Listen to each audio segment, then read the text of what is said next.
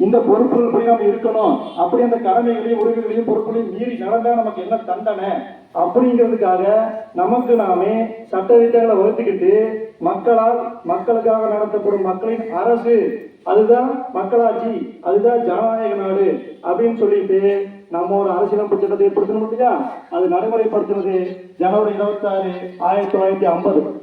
சுதந்திர தினத்தன்னைக்கு நம்ம நாட்டினுடைய முக்கியமான அங்கம் வகிப்பவர் பிரதமர். பிரதமர் என்ன பண்ணுவார்னா, நம்முடைய எழுச்சியை காமிக்கிறதுக்காக கொடி கம்பத்துக்கு கீழே நம்ம கட்டியிருப்போம், அதை கொடி ஏற்றுவார். பார்த்துருக்கீங்களா? இன்னைக்கு கொடி எங்க இருந்தது? உச்சியில் இருந்தது. சுதந்திர தினத்துக்கு நம்ம நாட்டுடைய பிரதமர் என்ன பண்ணுவாரு? கொடியை ஏற்றுவார். குடியரசு தினத்தன்று நம்ம நாட்டினுடைய முதல் குடிமகன் குடியரசுத் தலைவர். நமது அரசியலமைப்பு தலைவர் குடியரசுத் தலைவர். அப்ப இந்த குடியரசு தினத்தன்னைக்கு கொடியை அவிழ்ப்பவர், கொடியை பறக்க விடுபவர் குடியரசுத் தலைவர். வித்தியாசம் தெரிஞ்சுதா?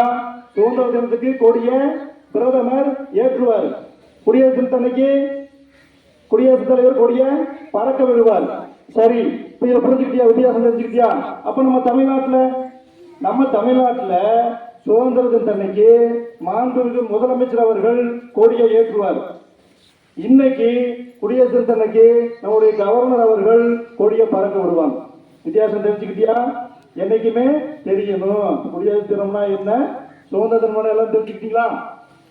சுதந்திர தினத்துக்கு ஒரு சின்ன கருத்தை தெரிஞ்சுக்குவோம். நன்றி ஒருவருக்கு செய்த கால நன்றி என்று தருகோள் என வேண்டாம்.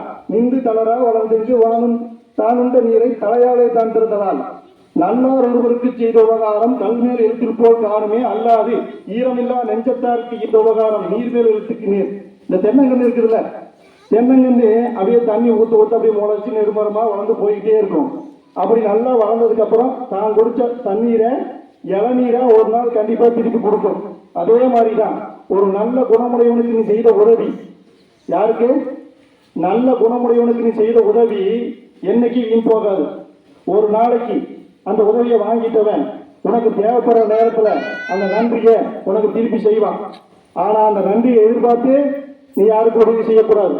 ஒரு நல்லவனுக்கு நீ உதவி செஞ்சேன்னு சொன்னா அது கல்லுல கல்வெட்டு மாதிரி காலத்துக்கு நிலைச்சு நிற்கும்.